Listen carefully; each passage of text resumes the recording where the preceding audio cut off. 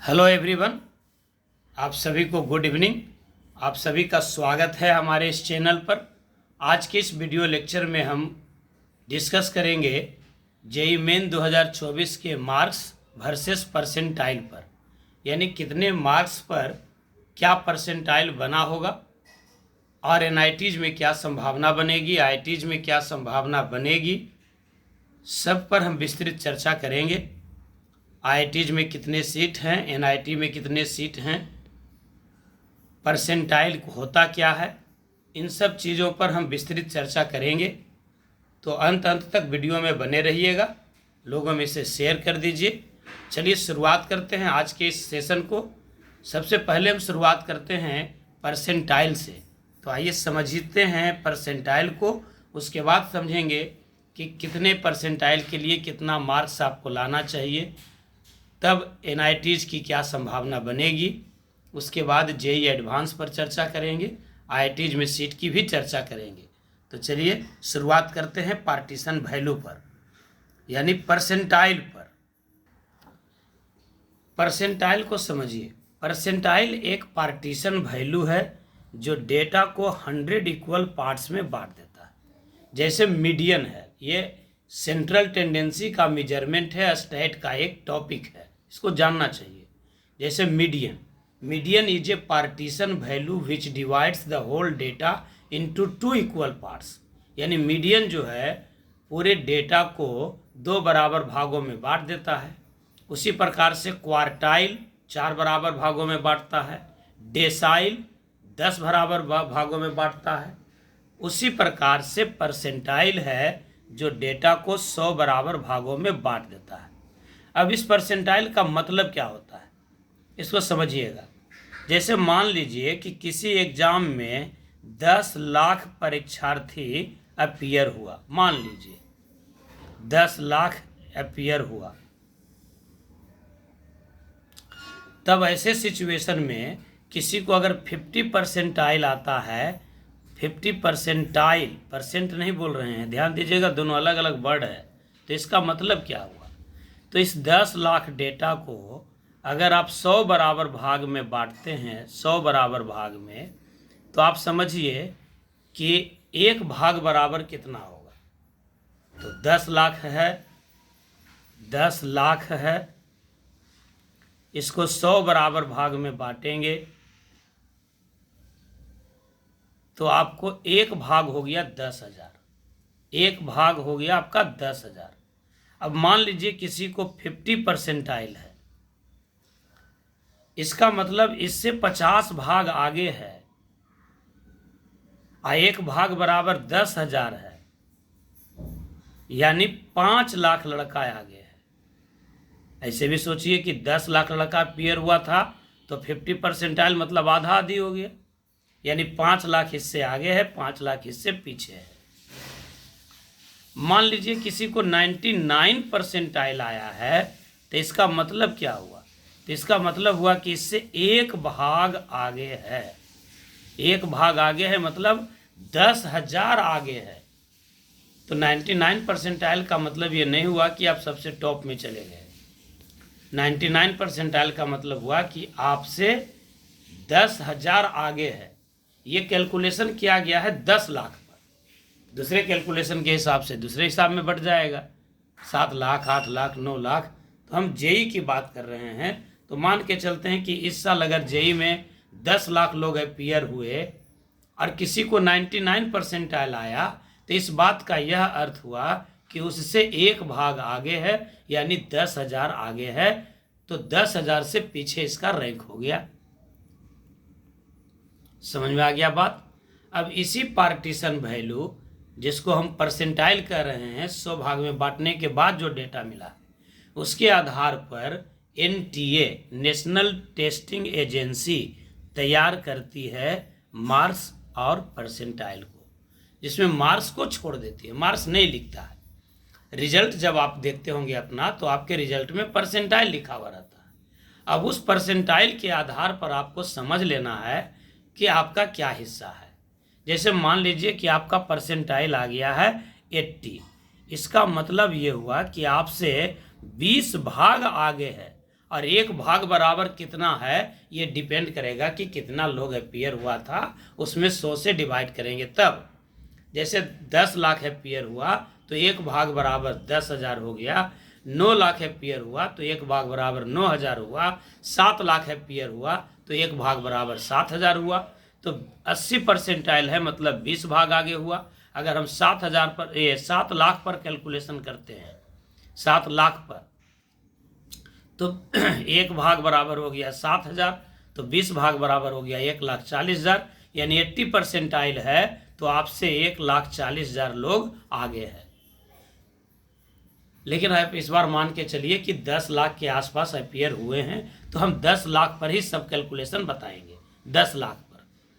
अब आप देखिए इसमें, अब हम आपको बताना चाह रहे हैं कि परसेंटाइल के आधार पर आपको एनआईटीज के बारे में सोचना चाहिए या नहीं, तो इसका डिसाइड तब होगा जब आप सीट के बारे में जानेंगे। सब कुछ को विस्तृत चर्चा हम करेंगे, एकदम बिल्कुल अंत तक बने रहिए और देखते रहिए।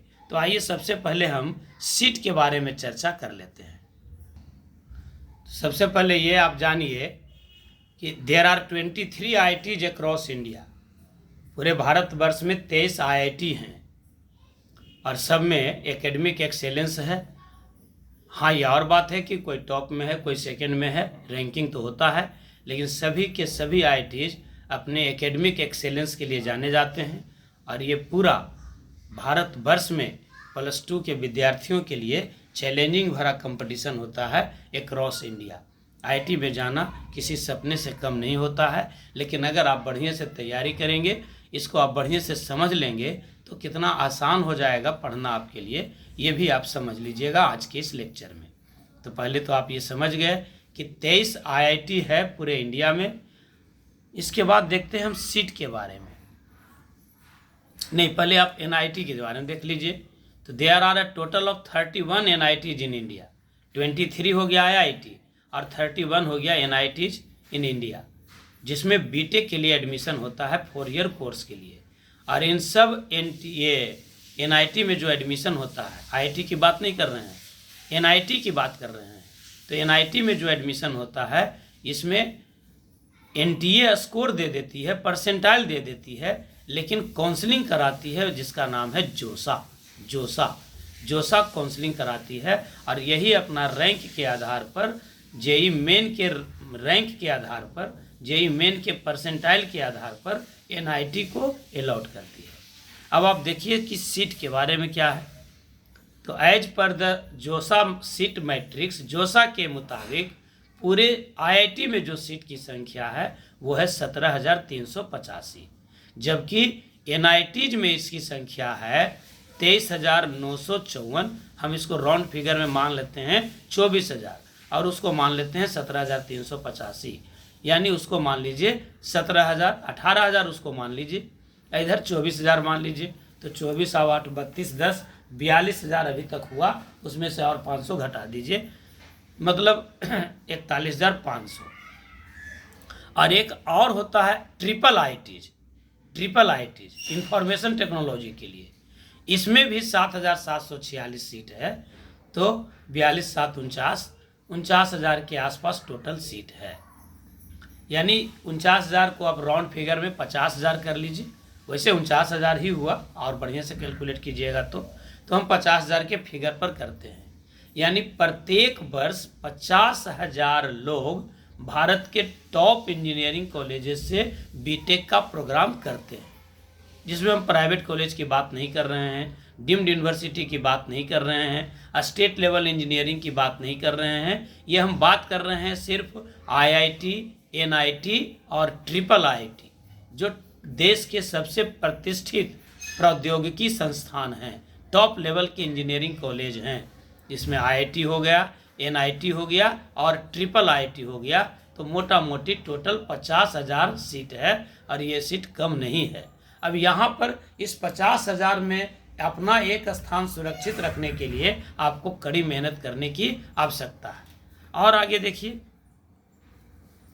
किस IIT में कितने सीट हैं उसको भी आप एक बार देख लीजिए। जैसे IIT भुवनेश्वर में 260 सीट है, IIT बॉम्बे में 903, IIT मंडी 150, IIT Delhi 851, IIT Indore 260, IIT Kharagpur 1341, IIT Hyderabad 240, IIT Jodhpur 120, IIT Kanpur 827, IIT Madras 838, IIT Gandhinagar 180 और IIT पटना जो आपके बिहार के राजधानी में अवस्थित है, यहाँ भी आपको 200 सीट है।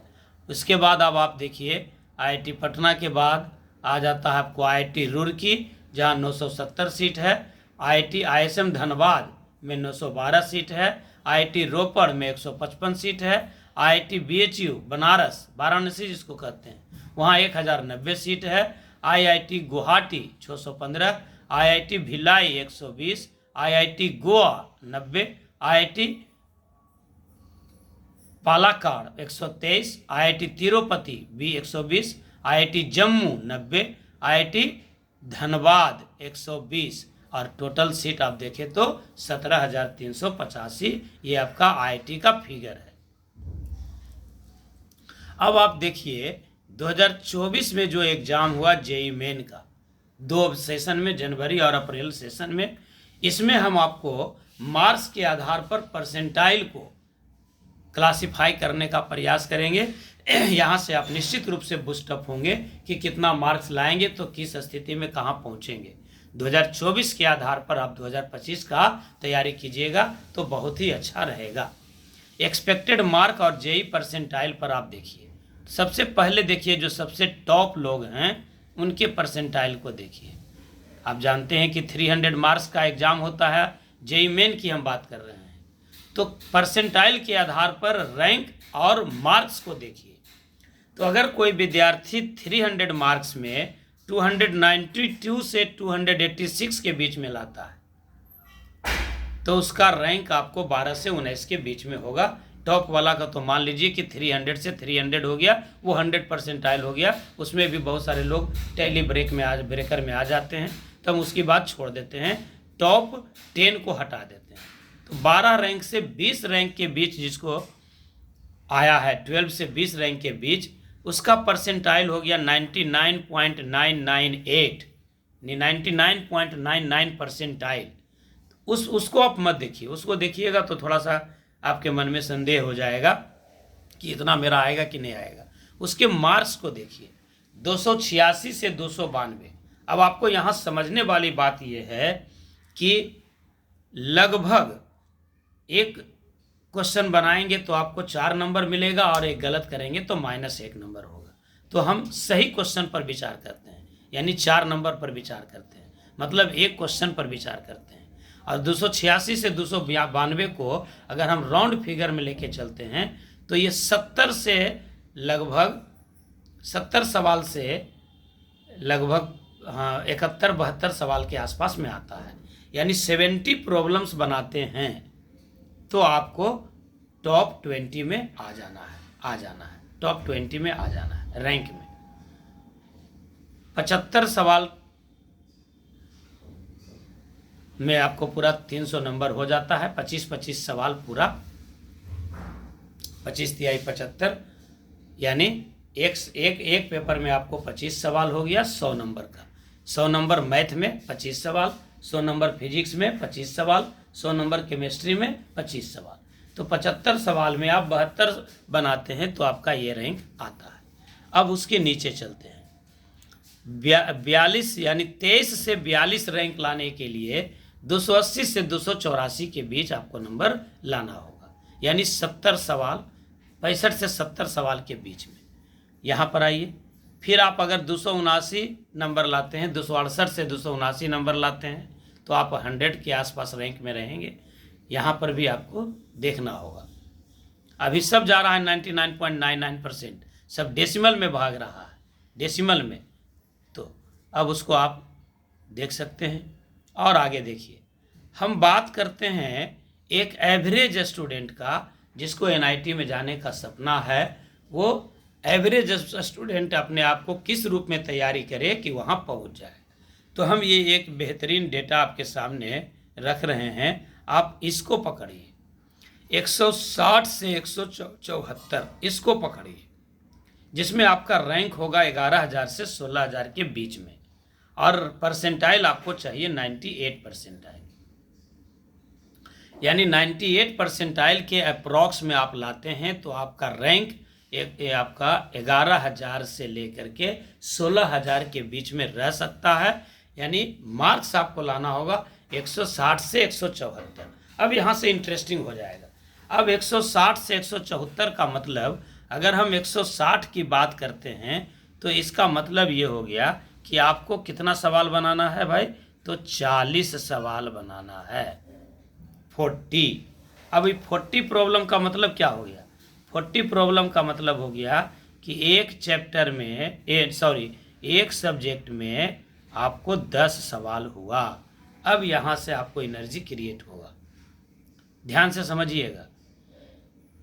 10 सवाल मैथ में, 10 फिजिक्स में और 10 केमिस्ट्री में, 30 सवाल बनाते हैं तो 120 नंबर, 120 नंबर। 11 करते हैं तो 33, 12 करते हैं तो 36, 13 करते हैं तो 39, यानी 40 सवाल के लिए आपको 13 सवाल पर अटेम्प्ट करना है।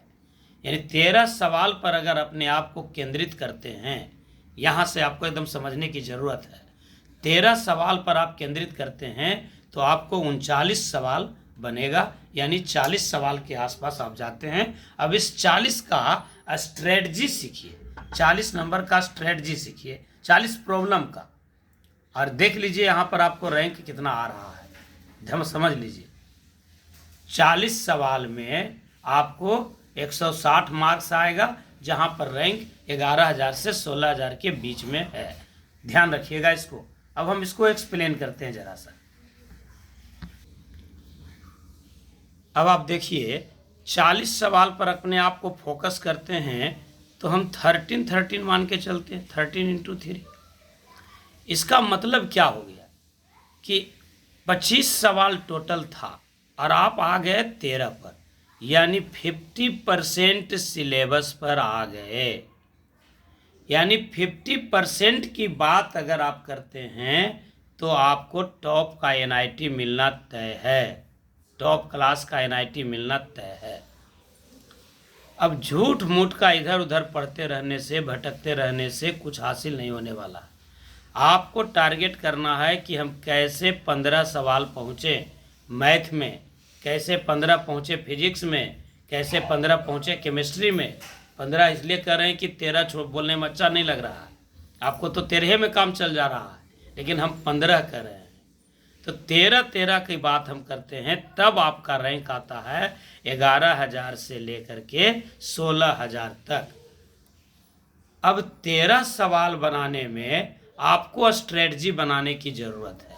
अब हम चूँकि मैथ के टीचर हैं तो हमारा वीडियो बनाने का मकसद है कि हम मैथ में ही आपको बूस्टअप करें, मैथ में ही।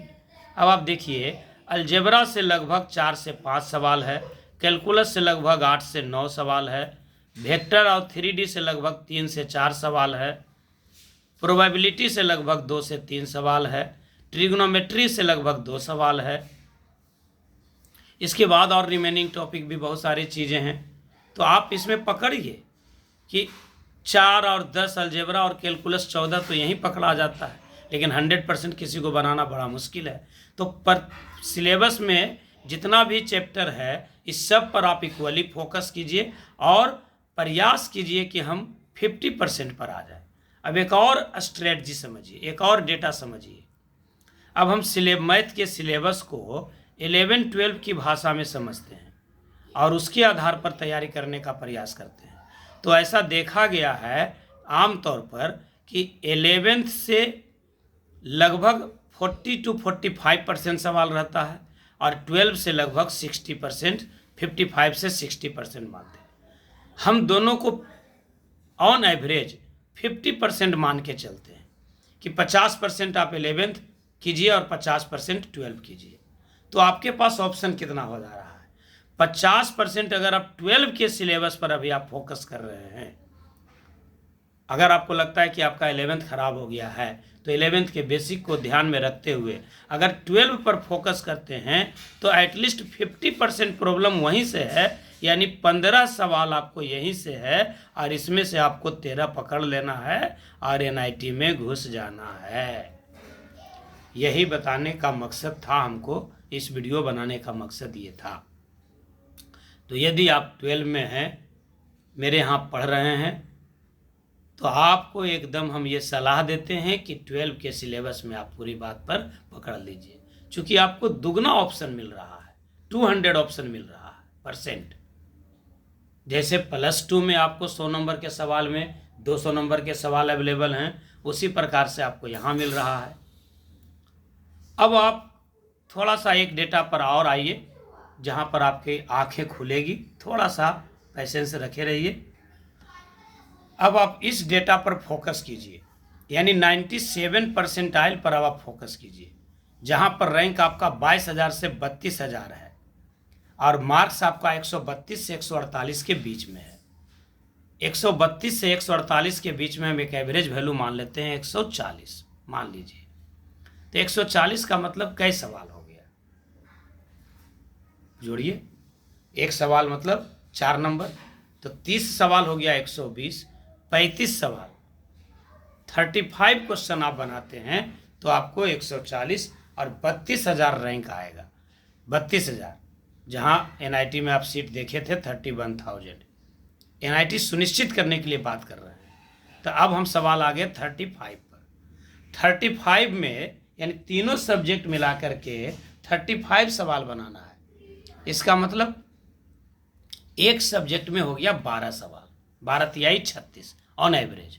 यानी मैथ में अगर आप 12 सवाल बनाते हैं, इसी प्रकार से फिजिक्स में 12 और केमिस्ट्री में 12 सवाल बनाते हैं, तो आपका NIT में जाना एकदम सुनिश्चित हो गया, एकदम सुनिश्चित हो गया। इसमें कहीं से कोई किंतु परंतु है ही नहीं। 97 परसेंटाइल हो गया, आपका रैंक 22,000 से 32,000 आ गया। और सवाल कितना बनाना पड़ रहा है भाई? तो एक सब्जेक्ट में 12, एक सब्जेक्ट में 12। ध्यान दीजिएगा माय डियर फ्रेंड, 12 सवाल मात्र, और इस 12 को बनाने के लिए आपको एड़ी चोटी लगाना होगा। एक और इंटरेस्टिंग फिगर की ओर चलिए।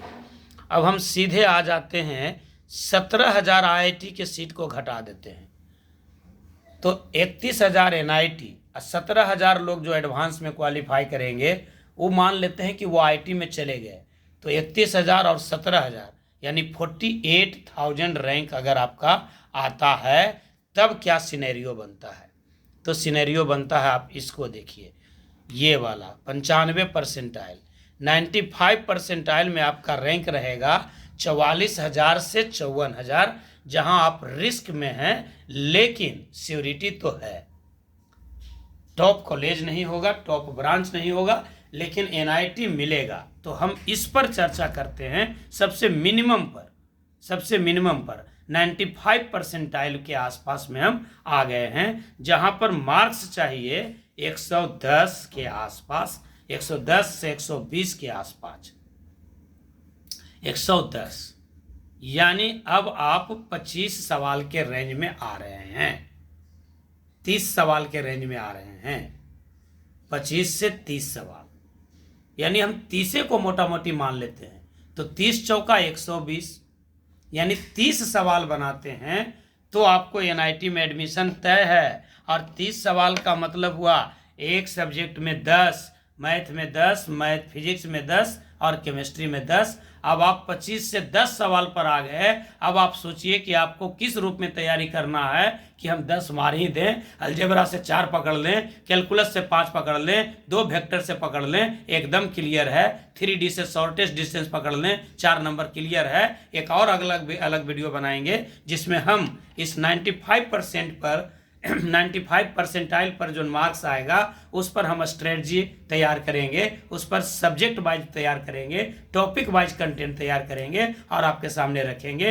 अभी हम आपका यही दिमाग खोलने के लिए वीडियो बनाए हैं कि NIT में जाने के लिए आपको कठिन परिश्रम की आवश्यकता है, लेकिन सही डायरेक्शन में। अगर सही डायरेक्शन में तैयारी करते हैं, सही टीचर के साथ आप अपना जुड़ाव बनाते हैं, तो आपको NIT में जाना तय है। हम बात कर लिए 25 सवाल पर यानी 30 सवाल पर यानी 10-10 पर। अब हम अगले वीडियो में देखेंगे कि क्या 10 से कम सवाल में भी कुछ संभावना बनती है, लेकिन आप मोटा मोटी मान के चलिए। और इसी पर इस वीडियो को हम समाप्त करेंगे कि अगर आप 10 सवाल पर फोकस कर लेते हैं अपने आप को, तब एनआईटी में जाना तय है। 10 तिहाई 30 क्वेश्चन यानी 120 नंबर। इसी बात को रखते हुए आज के हम वीडियो को इस वीडियो को समाप्त करते हैं। उम्मीद है कि आप बहुत कुछ यहाँ से सीख लिए होंगे, आपकी भ्रम कुछ दूर हुई होगी, कुछ स्थिति उत्पन्न हुआ होगा बढ़िया। ये नहीं सोचना है कि 95 परसेंटाइल है इसका मतलब बहुते मार्क्स आया होगा, नहीं। ये 5 परसेंटाइल में कितना भाग गया रैंक, आप इसको एहसास कीजिएगा। 95 परसेंटाइल से 94 परसेंटाइल में 4 भाग लड़का भाग गया और कितना मार्क्स का अंतर आ गया। जहां 99 परसेंटाइल में आपको 70 से 75 सवाल बनाना था, वहीं 95 परसेंटाइल में मात्र 30 सवाल पर आकर टिक गया। चलिए, बहुत बहुत धन्यवाद। डिटेल एक्सप्लेनेशन लेकर के, अब सिर्फ मैथ की बात को लेकर के हम अगले वीडियो में आएंगे। आप सभी का बहुत बहुत धन्यवाद वीडियो को अंत तक देखने के लिए। कृपया वीडियो को लाइक कीजिए और ज़्यादा से ज़्यादा लोगों में इसे शेयर कीजिए। और यदि अभी तक आपने चैनल को सब्सक्राइब नहीं किया है तो ज़रूर कर लीजिए। बहुत बहुत धन्यवाद। शुभ रात्रि।